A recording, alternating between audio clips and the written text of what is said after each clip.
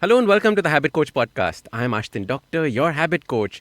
And today we're going to be talking about fertility. We're going to deep dive into fertility because this is one of the most interesting changes that is taking place, especially in our generation and going forward, where fertility rates are dropping dramatically. And I've always wondered about this when I know that fertility is so closely linked to our health and the kind of health status that we are carrying with us every single day. So, with us, we have a very special guest. We've known each other through the pandemic and the lockdown because we did lots of Insta lives together. We were introduced by a friend and an absolutely amazing person. Dr. Yuvi, welcome to the Habit Coach podcast. Thank you, Ashdin. Finally. Finally, we've been saying finally, let's do for a podcast long for a time. year now. Dr. Yuvi, tell us a bit about yourself. So, I known by Dr. Yuvi through, of course, social media. My name is Dr. Yuvraj Jadeja. Basically a gynecologist. I specialize in fertility, surrogacy, and now a little bit in queer health and fertility.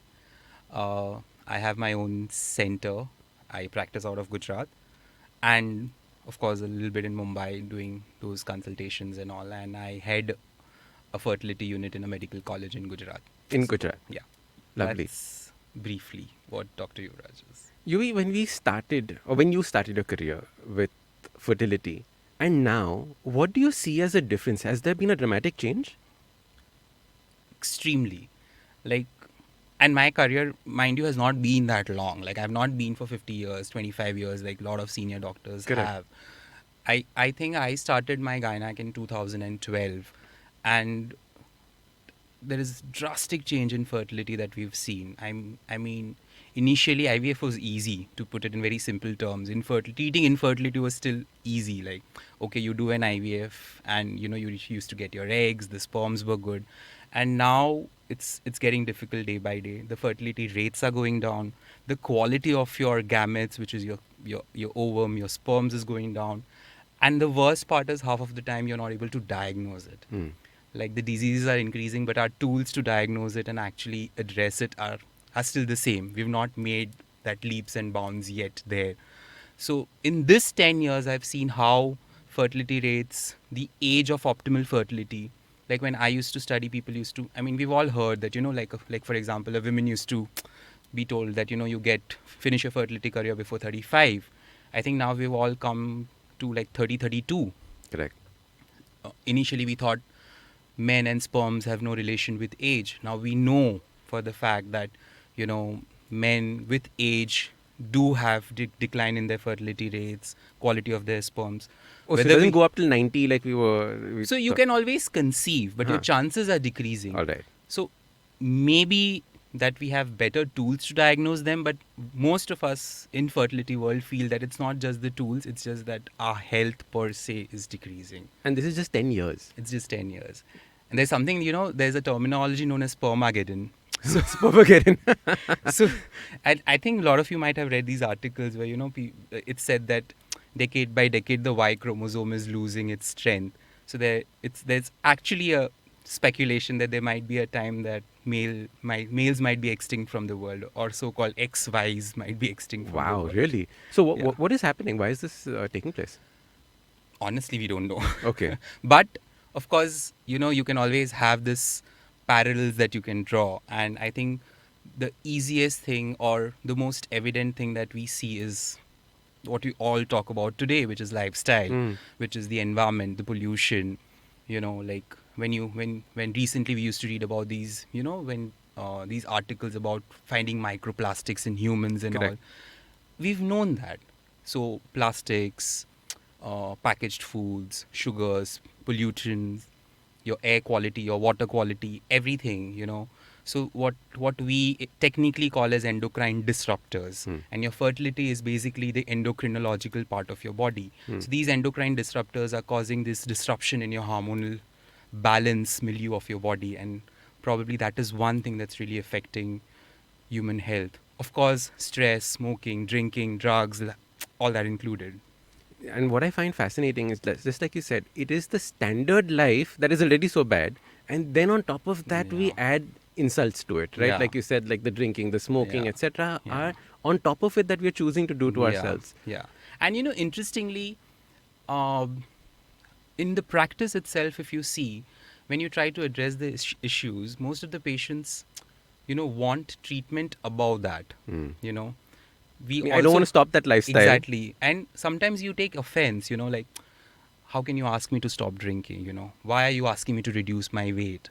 I mean, a doctor is not going to gain anything, but the whole point is to not just increase your fertility but an overall health, because also when you talk about fertility, we forget that it doesn't end by you getting pregnant. Then there is 9 months of a Correct. very complicated period that you're going to travel, Yeah. and that will also your health will determine your good pregnancy Correct. period. Are you going to enjoy it, or are you going to stay in bed and drink and eat a lot of medicines? Also, the quality of your child and the quality of you afterwards. Exactly. Right. And that's known.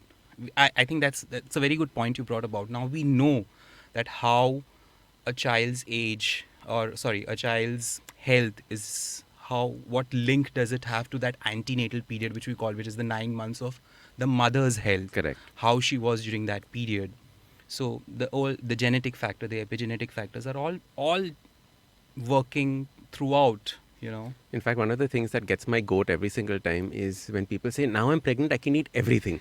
Abey, Dakka, no, you're supposed to be even more particular now that you're pregnant Exactly. than before, because now you're actually eating for something that's making Yeah. something, right? Yeah. And the cells in the baby are the freshest that they're ever going to Yeah. be. But that's also like, there are two ends to it. Okay. So one is, as you said, now I'm pregnant, I can eat anything, and then there is another end where people just don't allow them to eat. Ah, ये नहीं खाना चाहिए, ये नहीं खाना चाहिए, वो नहीं खाना चाहिए. very strict. So exactly, and so you just have you have to find a balance. I think that's what doctors are for, right? I think so, and guiding you through that process is so Yeah. important. Yeah. Which is more difficult as let's, like, if you're going to talk about male fertility and female fertility, which one is more difficult? Which one more complex? Let's start with that one. Female. Hmm. Solely because of the reason is, so like we've all heard, males sperms are in millions. Correct. Like even like the worst case scenario, something that we call as oligospermia, which means decrease in your sperm count. You might have, like, ideally it's like somewhere around 30 million or 15 million per ml. Now even if you have like 1 million, you can still conceive through processes of infertility, IVF, ICSI, whatever. Correct. But a female, decrease in quality and quantity of female egg, it's very limited. There's an age again there. So it's said that a female is born with a certain number of eggs which keep on declining, and once they are over, that's when you hit your menopause. So that you can't reverse. Correct. And again, every cycle or every time you try to treat it, there is only a particular number of eggs that she's going to release or she's going to give. So that makes treating female infertility a little more difficult. You need to push them. That is why the whole concept of egg freezing at younger age and all this comes into picture, because then someone comes at 45 and says, I want to get pregnant. It's going to be a damn tough job. But if a 45-year-old male comes and says, I want to be pregnant, it's still doable. Interesting. But is there truth to that there are only a certain set number of eggs, or is science changing on that? So there is a thought that it's not like that. They can be pushed, like stem cell treatments and regenerative medicine is coming in big way. Okay. But we are far from being confident of saying that, oh, I can treat you. I will reverse your menopause. We have, and that's the biggest problem, like why, when we say fertility rates are decreasing, younger people are getting infertile faster, and at the same time, our marriage age has increased. Correct. Before we used to get married at 25, now people are getting married between 35 to 40. Career has come into picture. Even if you get married, your childbearing age has started to increase. You don't want to have child earlier. You want to finish or achieve a certain goal in your life. Fair enough. But we still are not able to reverse that age. Correct. There's no medicine. Like if a patient comes and tells me, so there's something known as AMH, which is an anti-Mullerian hormone, which is an indirect indication of the quantity of eggs and probably quality of eggs that are there in your body. If your AMH has decreased, if someone comes and tells me, doc, give me some medicine to increase my AMH, my answer is we can try, but it's probably not going to happen. Oh, no matter what lifestyle changes, no matter what medicine. So you might decrease the slowing down. decline. Okay. Exactly. You might try to kind of nurture and preserve what is left, improve the quality a little bit, but you're not going to again. So chronologically, you might be 35, but your biological ovarian age might have become 45. Oh, that We'll would have never be able increased to reverse dramatically. that. Interesting. So, UV, I normally see these as two separate stages. There's one entire stage in life where you go through saying, I don't want to get pregnant, I don't want to get pregnant, I don't want to get pregnant. And then one change happens, now I want to get pregnant, I want to get pregnant, I want to get Yeah. pregnant. So, what do you do? Like, we can discuss three habits in each of these categories. Yeah. What are three things you can do during the I don't want to get pregnant stage so that when you do get Yeah. pregnant, you are fully gung ho and ready to? Yeah.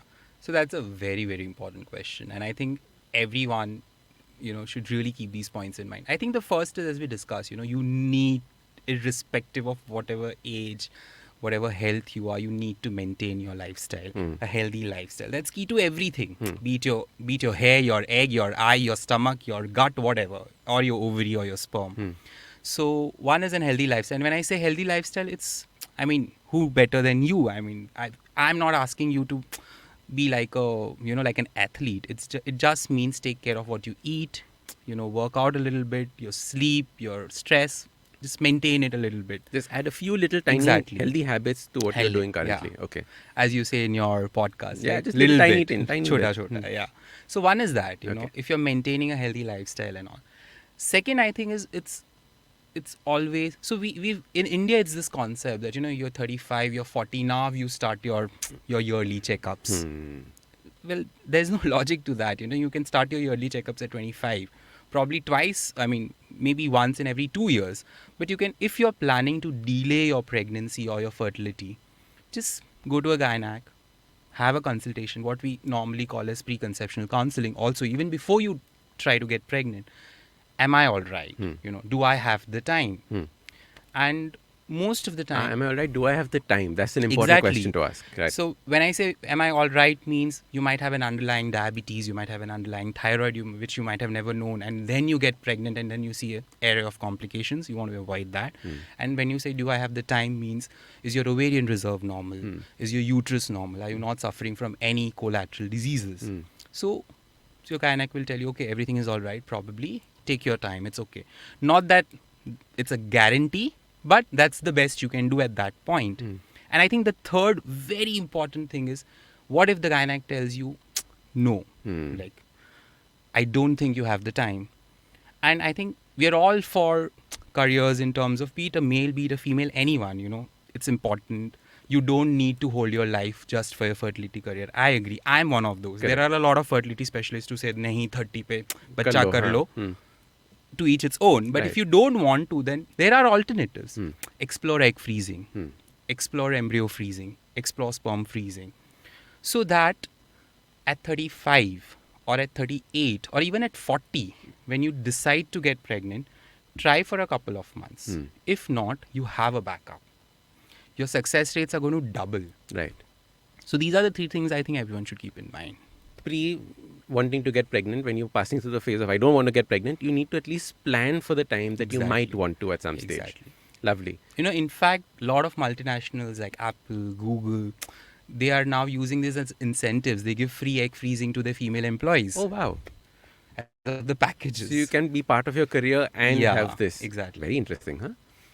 So I'm going to put you on the spot. Like, your first habit was get your, gender lifestyle in place. Yeah. What have you noticed that gives you the best bang for your buck? So is it sleep? Is it nutrition? Is it exercise? What actually moves that needle fastest in some patients? I think it's exercise and food habits combined. Like, I've seen people who really work out and have good food habits. People don't like me when I say that, stop sugar and all that. Yeah. But well, on this podcast, you can say stop sugar 35,000 times and everyone who's listening will be like, yes, sugar is horrible. It's been like implanted in their brain. Huh? Yeah. So I think even in whatever practice I have, I've really seen drastic changes. I've seen periods become irregular from irregular. I've seen even and when you say, the biggest misconception here is when you talk about health and when you talk about exercise and food, and mostly in connection to weight loss. When you say lose weight, we don't mean you lose 15 kgs in 1 month and come. When you mean you lose weight, means you can lose 2 kgs in a PCO and you might see drastic changes. In fact, we see people conceiving just by probably stopping sugar for 2 months and losing 3 to 4 kgs of weight. Correct. So I think food and a little bit of exercise. This reminds me of when I first started my habit coaching business. I had two clients that after 4 months got pregnant. Yeah. And they hadn't, meaning it wasn't part of our Yeah. discussion or anything like that. Obviously, I lost them as clients because now they were pregnant, so they couldn't continue doing what they were doing.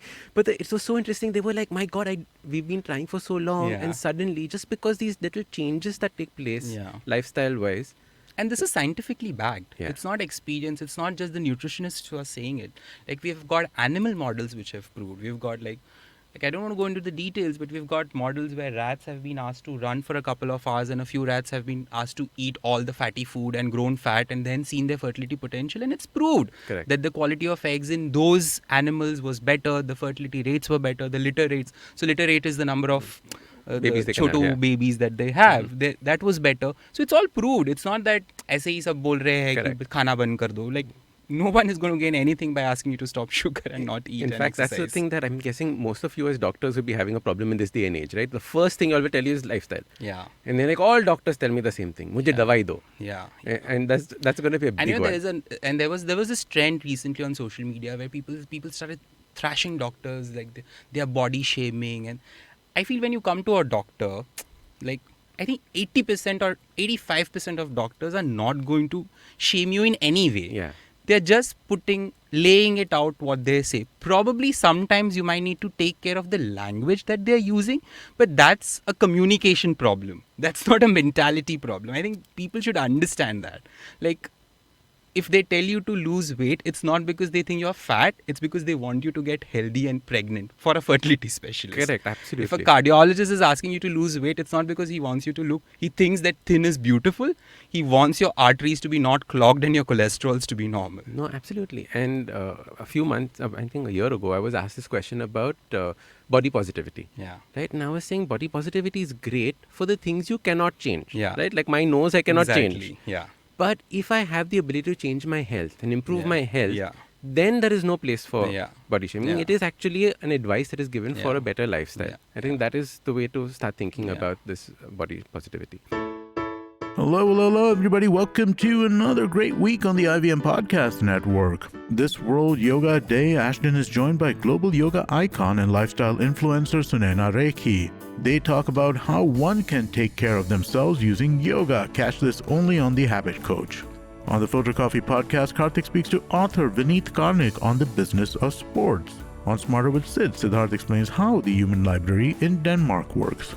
On Marathi Kirkitun, the Deshmukhs share unique incidents they came across while reading. And on Ek Jiski Finance, Priyanka teaches us how to write a will. Just a reminder to everybody, the IVM merchandise is now available. You can go to the IVM Podcast website and click on the shop tab. Check out our first collection of t-shirts. Also, do follow us on social media. We're IVM Podcast on Twitter, Facebook, Instagram, and LinkedIn. And I'd like to remind you all that it is really, really helpful for us when you do recommend this show or any of our other shows to a friend. Word of mouth is great for us, and it's really a great way for us to grow our audience and have more people for you to discuss your podcast consumptions with. Also, don't forget to rate us on any platform you're listening on, and you can also check us out on YouTube at ivmpodcast.com/YouTube. We have a list of the YouTube channels we are on. And finally, we'd like to thank our sponsors this week, Capgemini, Intel vPro, and Intel Future But Now Wonderful. Thank you so much for making this possible. Okay, so the next stage.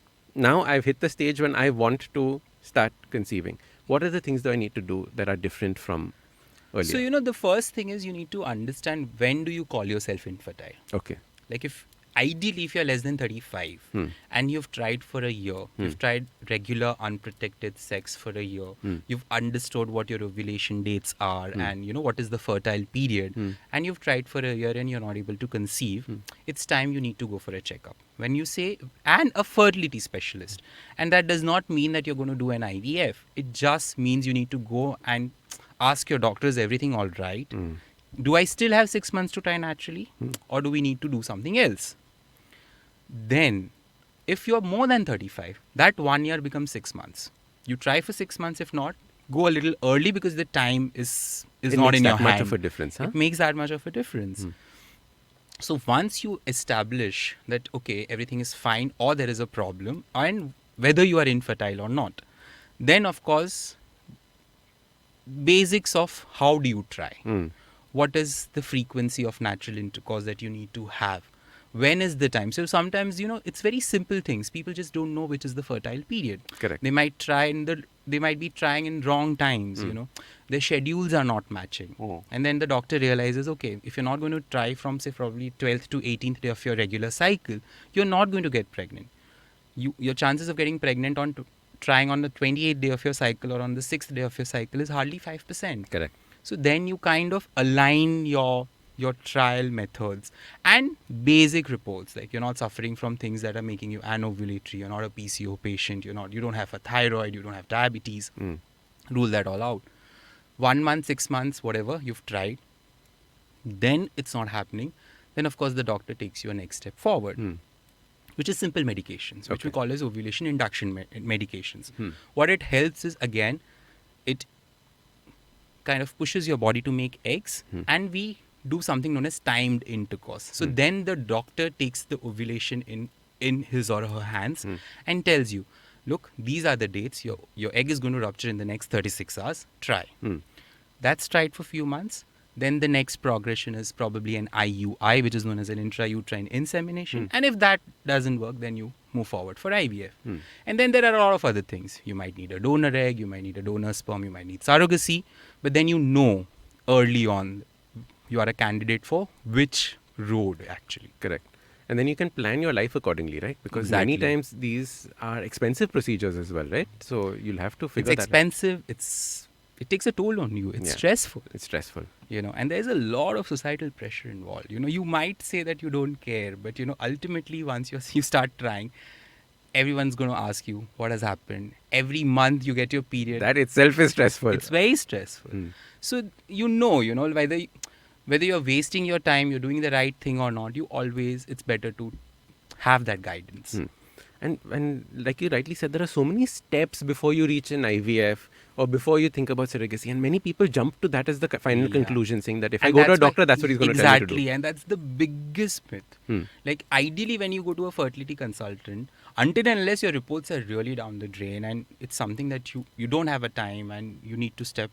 Like for example, if someone has blocked tubes, so if your fallopian tubes are blocked, you are never going to naturally conceive. Correct. Until and unless you either unblock them or you do an IVF. Because your egg and sperm is never going to meet. You can try for hundreds of years. That's not going to happen. Yeah. So that's what the doctors does. Otherwise, normally, before jumping to an IVF, any fertility specialist will at least take 6 months. 6 months minimum. Yeah. Lovely.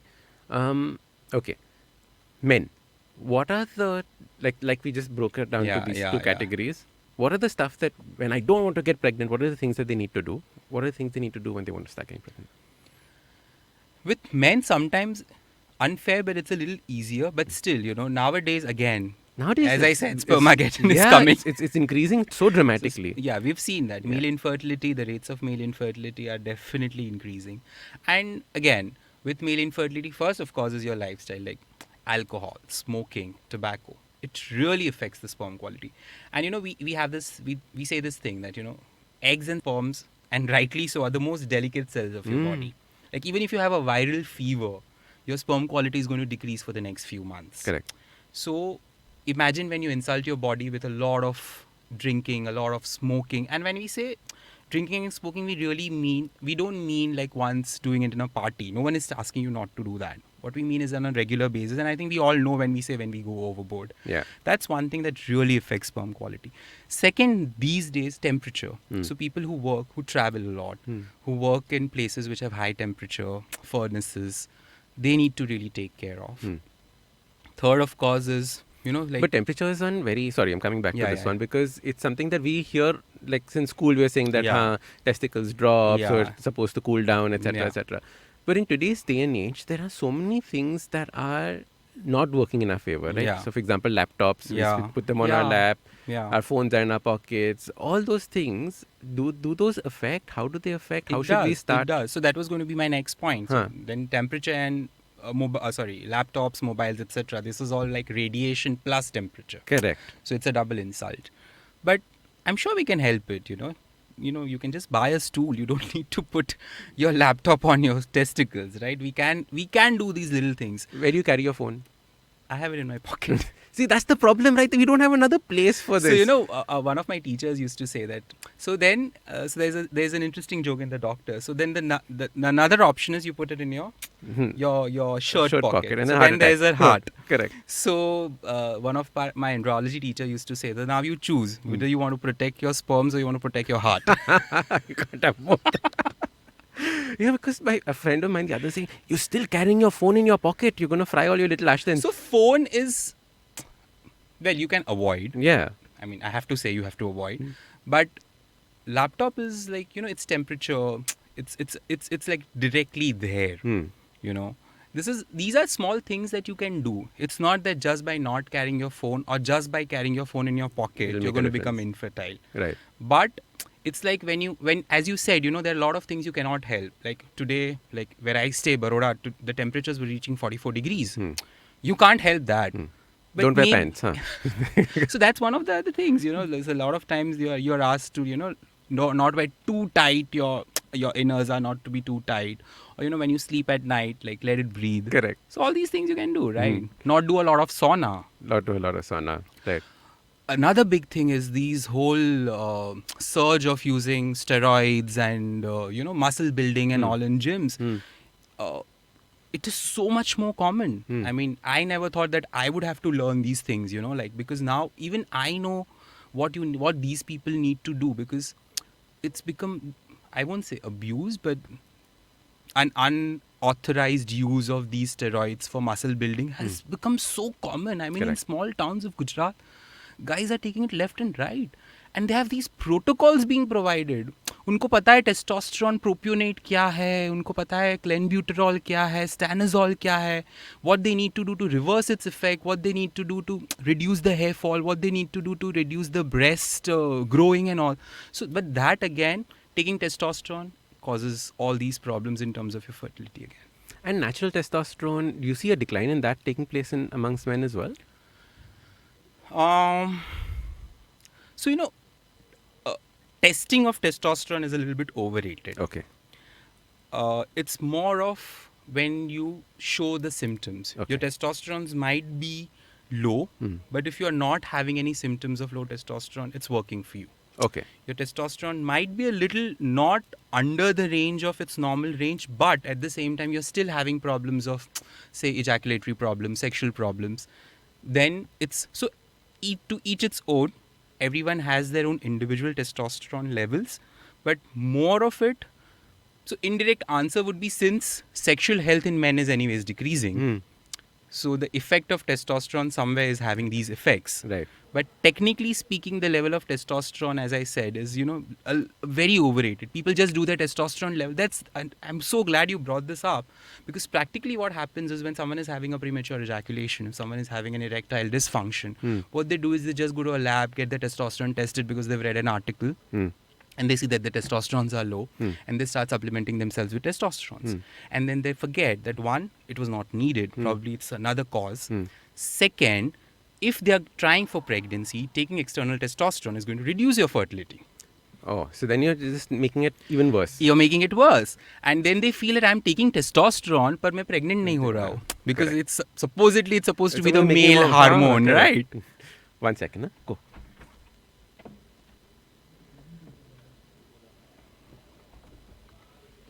Sorry, huh?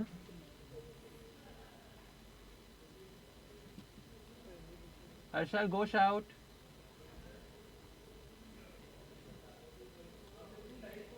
ठीक है ना? गोल गोल नहीं घूम रहा ना? I tend to have this. We must do one on birth control techniques. Yeah. Nah?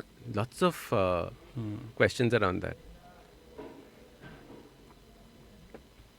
Did you shout? Who's? Cyrus. Did you shout at Cyrus? No. I told you to go shout. No, I shouted when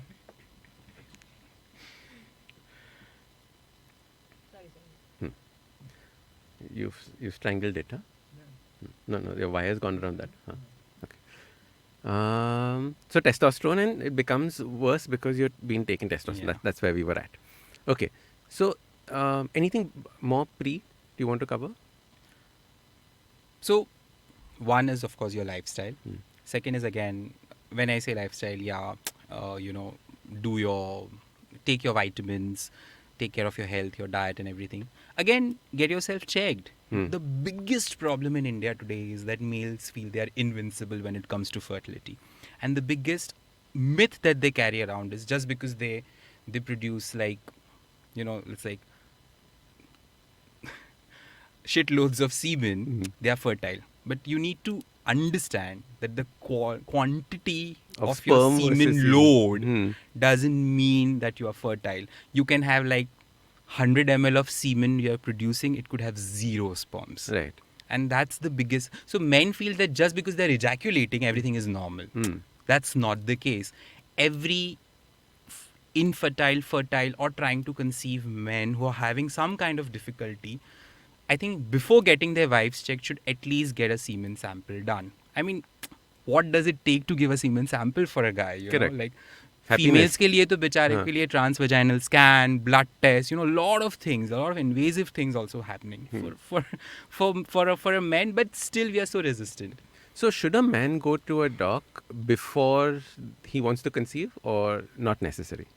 So ideally, it's a preconceptional couple counseling. Correct. ठीक In है. fact, that's going to be the last section is about how do we, as a couple, go and do this. Yeah. So for a man, for example, I'm passing through this phase where I don't want children right now. Yeah. Should I be going to a doctor, getting things checked, or should I not be?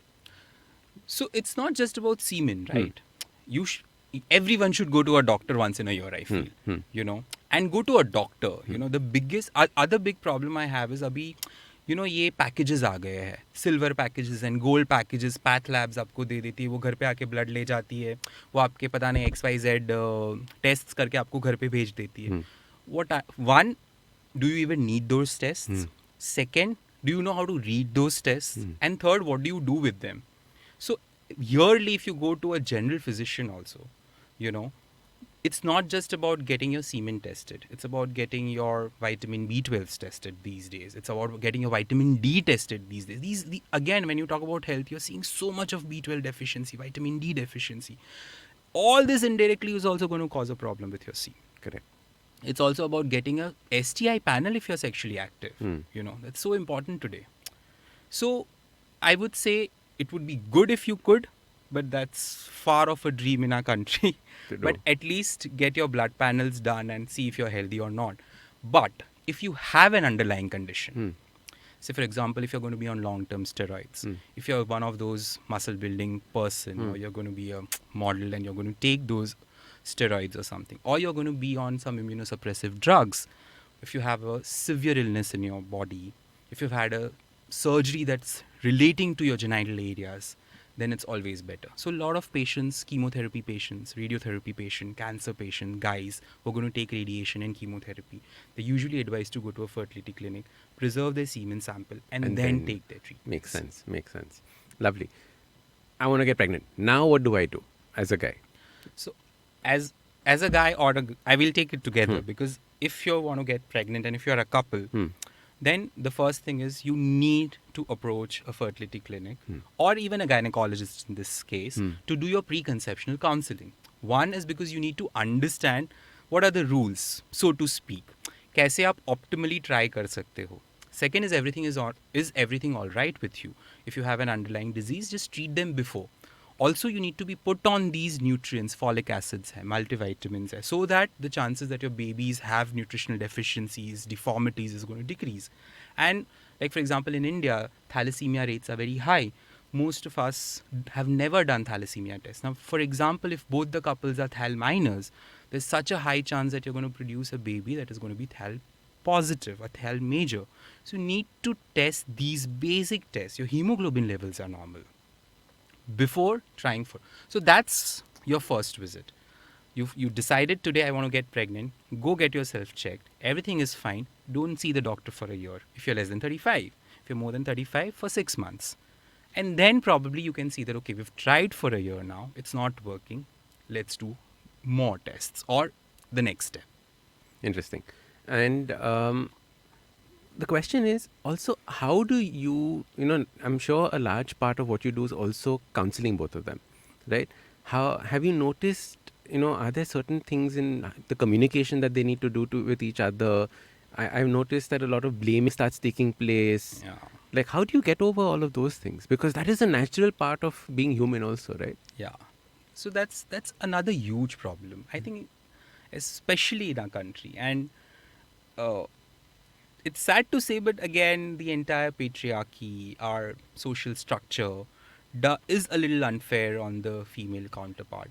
So usually, the counseling now, what fertility consultants try is that we need to make them understand that दो हाथ से ताली बज रही है. Correct. It's as simple as that. Hmm. You can't bring your wife and get her tested and say that I am fine. So we always make sure that both of you are getting tested. बहुत बार तो the in-laws just bring the wife. Husband doesn't come also. मतलब, they just feel that nothing is wrong, just get her tested. So, and now doctors have kind of taken that stand and stopped doing that, like, no, get your husband. Then you kind of counsel them. You need to tell them that, again, the whole, I think, a little out of the context, but again, the whole idea in our country of ladka aa raha hai, ladki aa rahi hai, and all that, like, every person who's done science till 8th standard knows that it's the sperm that carries either the X or the Y chromosome. It's the guy, so to speak, who is going to decide the sex of the baby. Correct. But again, the whole onus falls on the female. And medicine is also a little bit unfair. दवाई भी उनको ज़्यादा जाती है, injections भी उनको ज़्यादा जाते हैं, प्रोसीजर्स भी like IVF करो तो a female has to undergo like 10 to 12 days of injections, the entire procedure to retrieve an egg and then implant the embryo. What the guy has to do is just probably jerk off and give a sample. Correct. Absolutely. There's nothing that, and it is very one-sided that way, Yeah. right? Yeah. And I was in fact talking to a friend of mine the other day, and they were saying, oh, she is perfect, he is the problem. Yeah, And it yeah. always turns into that, this Yeah. one's the problem, this one's perfect kind of Yeah. a thing. And you need to realize you're a couple in this. And also it would be a little unfair now, we have to not point out that majority of the time it's this, but at the same time the counseling also involves around sitting and talking to the men because the financial burden really falls on them. Yes. They are not supposed to feel dejected, feel sad if things are not working out. If So it's the we've donor sperm, it will be even more Yeah, so mentally so the affected. stress levels sometimes are also quite high in the men, and sometimes us as doctors are guilty of kind of neglecting. So we kind of concentrate a little bit more on the female side because we know everything is happening more there. And like you said, it's more complicated. It's more complicated there. But at the same time, we have to sit with the husband and counsel him because it's going to be sometime a costly affair. Right. And it's the burden that he's going to take. It's going to be a journey that's going to require a lot of mental support, family support, friend support. The couple, kind of understanding themselves, and, there are going to be stressful nights, there are going to be stressful days when she might be irritated, he might be irritated, and how to kind of sail through that difficult period. That's the toughest, right? Yeah. Because it is so hard on the system going through the procedures that it Yeah. does play an effect. Lovely. Yuvi, anything that we've missed out that you want to put across to our listeners, saying that, when it comes to fertility, just like focus on this one thing, one habit, one thought that makes sense? I think I've seen one thing. However bad your fertility is, however bad your reports are, you don't know when it's going to happen and how it's going to happen. But we've seen if you are at it, it happens. I've seen people do 13, 14 IVFs. Wow. And succeed in the 15th one. And I've seen the worst of patients succeed in the first cycle itself. So you need to embrace yourself that this is going to be a journey. It's not about the result will come, but you can't quantify your journey. You can't say कि मुझे 2 महीने में result चाहिए. कभी वो 2 दिन में भी आ जाएगा, कभी वो 2 साल भी लग सकते हैं. So that's one thing that people need to really understand.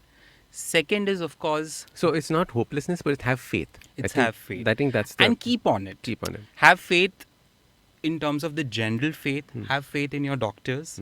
Have faith in yourself. And you will require sometimes to work a little bit harder. Yeah. Mentally, financially, physically. All 3 ways. But the results usually come. Fantastic. Dr. Yuvi, I absolutely love this podcast. Thank you so much for coming on The Habit Coach. How can people continue this conversation with you? Where can people get in touch with you? You can get in touch with me on Instagram. Dr. UV is my handle. Dr. UV on Instagram. Perfect. Thank you so much. Thank you, Ashton.